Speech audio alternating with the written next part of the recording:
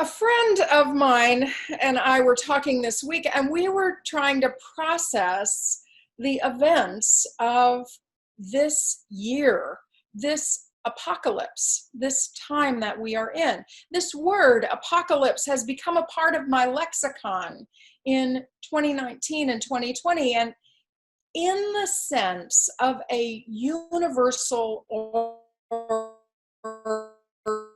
spread destruction or disaster.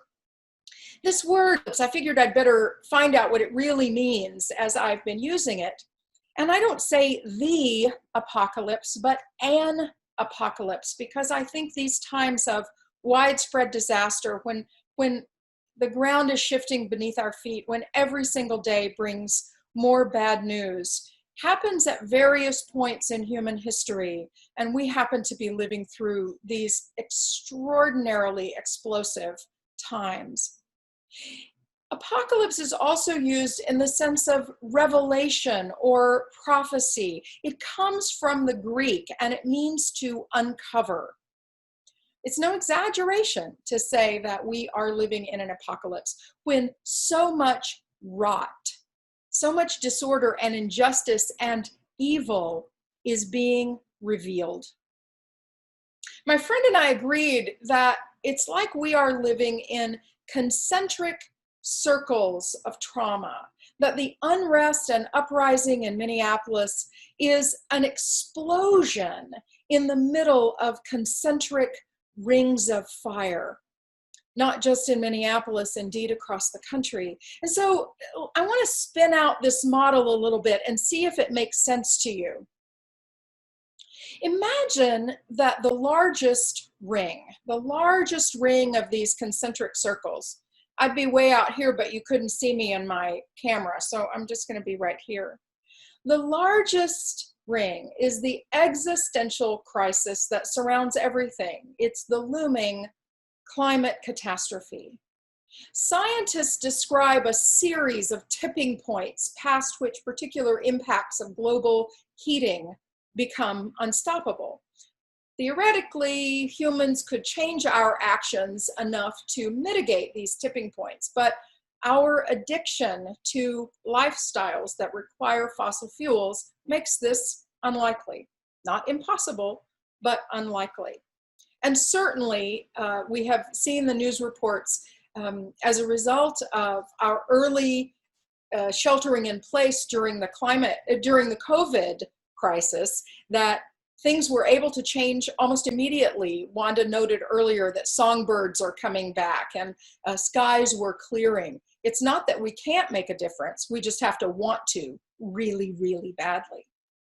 It has to be life and death for us. All of the effects of the climate crisis, including environmental degradation, loss of species, increased disease and drought, are already taking a toll on human health.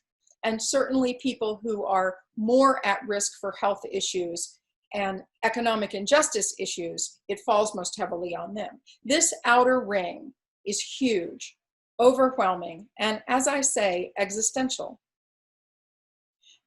What does it mean for us to sit with this, to know it in our bones? For me, it's devastating. It's devastating to know this. It is almost too much to hold. And so I just want to hold this outer ring for a moment, to speak truth to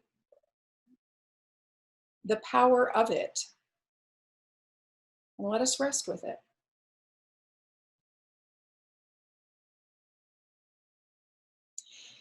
Imagine then that the next ring in is economic insecurity, the widening gap between the haves and the have-nots, the shrinking middle class, rising costs of education, housing, and healthcare. Because each one of these rings is connected to the other, the COVID crisis is bringing a wave of hardship that will surely widen these disparities. In mid-April, and I think every single thing I read and say, I have to look specifically at the date, because what was true in February is not the same truth that we're living in now. In mid-April, Jason DeParle said in the New York Times that Poverty is projected to rise twice as much among Blacks as among whites, and rise disproportionately among children. This is poverty as a result of the COVID crisis. Children raised in poverty, on average, have worse adult health, lower earnings, and higher incarceration rates.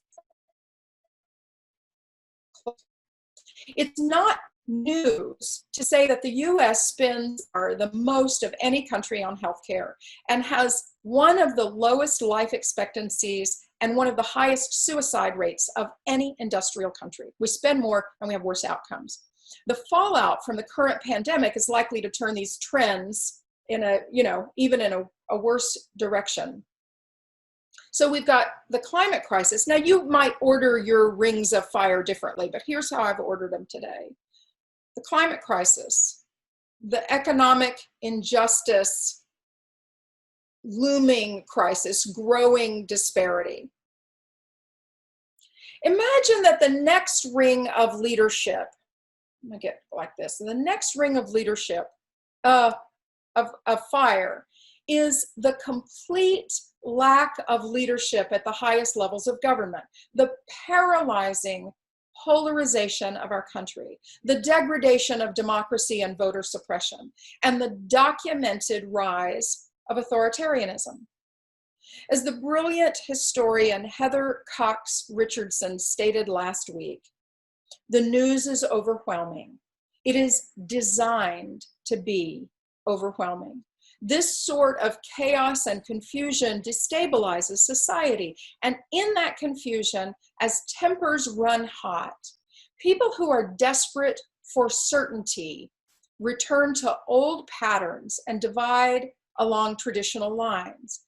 Many are willing to accept a strong leader who promises to restore order, or are simply so distracted and discouraged that they stop caring what their leaders do.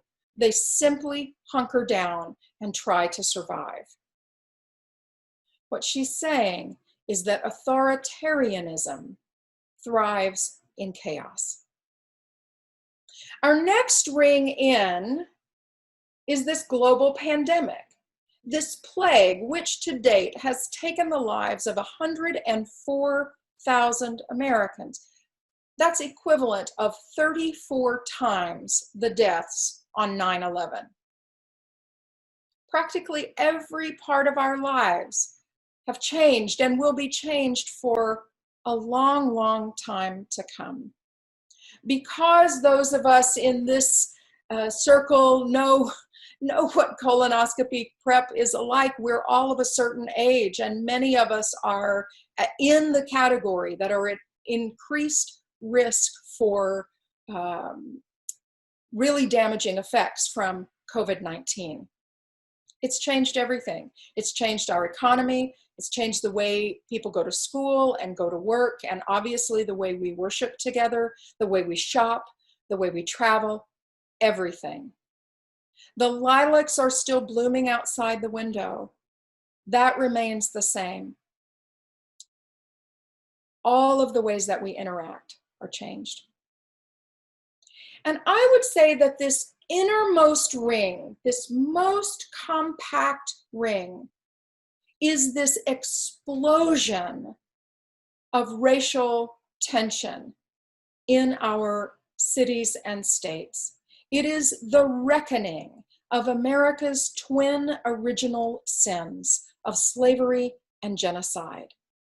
It's 400 years and no break, no real justice, no end to it. It's not an urban problem. Anti-Black racism is a white problem. And so, like the Big Bang, elements compacted and compacted and compacted and put under pressure. Physics tells us that it will explode. And I believe that's what has happened this week. And because each one of these concentric rings of fire are interconnected, it plays across the spectrum as it explodes. Well, this is an awful litany. It's hard to say, and it's hard to hear, and it's hard to hold. These rings of fire can be all consuming. How can we be present in the face of them? I want to give you, as a corollary, maybe a contrast, an image of dolls of reality. This is an image that comes from the theory of holons, that every piece is a part of a larger whole, and every whole is a piece of another larger whole. Do you know this theory of holons? The theory of little parts make bigger parts, make bigger parts, make bigger parts. I think of this when I think of the concept of God or the holy, that we are connected in mystery and miracle from the tiniest quark up to the outer reaches of the multiverse. We're all connected in a line of parts and larger wholes. From mineral life to cellular life to the individual body, to this body that we are gathered here together, to our family and community and state and nation and everything on the planet. Imagine that we're all one level of nested doll up to the outer reaches of the universe. And might we think of that largest doll as ultimate reality? Might we think of that largest doll as God, as that which is the most high or the most holy? That works for me, and it helps me realize that I am part of this interconnected web that we speak about.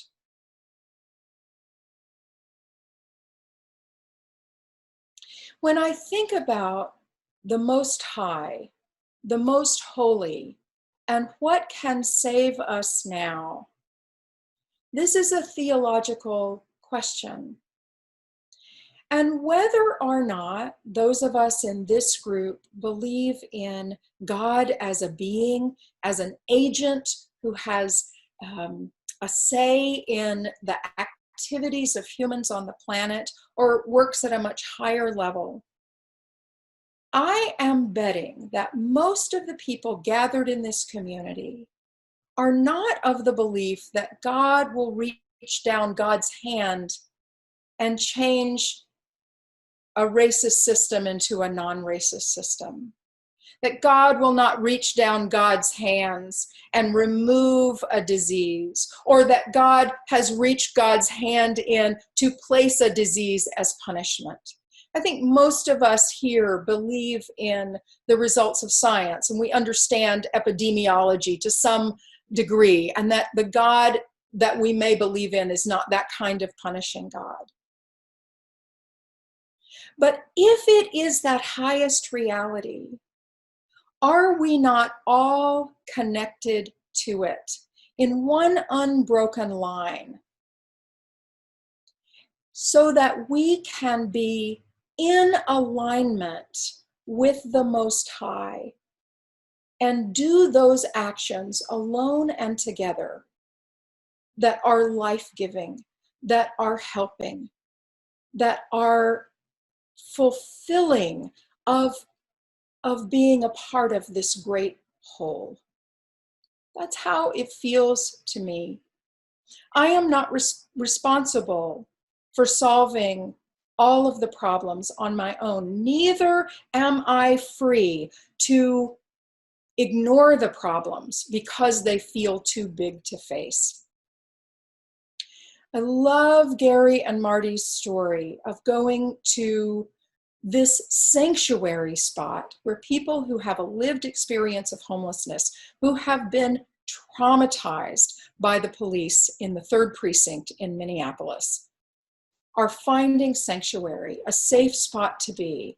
And they didn't have to figure out how to open up that hotel. They didn't have to figure out how to get people key cards. They didn't have to figure out the whole thing. They just had to show up and lend their hands and say, sure, we can sort food for an afternoon. Yes, we'll do a risk assessment and say, we'll put ourselves in this much risk because there is this much need today. They don't have to go back and do it every single day. You don't have to spend every day of your life reading anti-racism material. And if we're working toward a solution, we are part of the problem. I can give you a list as long as my arm of the books we need to read, of the actions we can take, of the people that we can call. And we have to want to do it, because this is not the world we settle for. This is not the world we settle for. I'm so grateful to be in community together, because I don't have to figure it out alone. And I can say that I am both enough for this moment and not enough to do it alone. We are enough to hold each other together, and we are not enough to do it just this community. We have to scale up the nested dolls. We have to see the rings of fire and scale up so that our actions joined with others can turn the tide.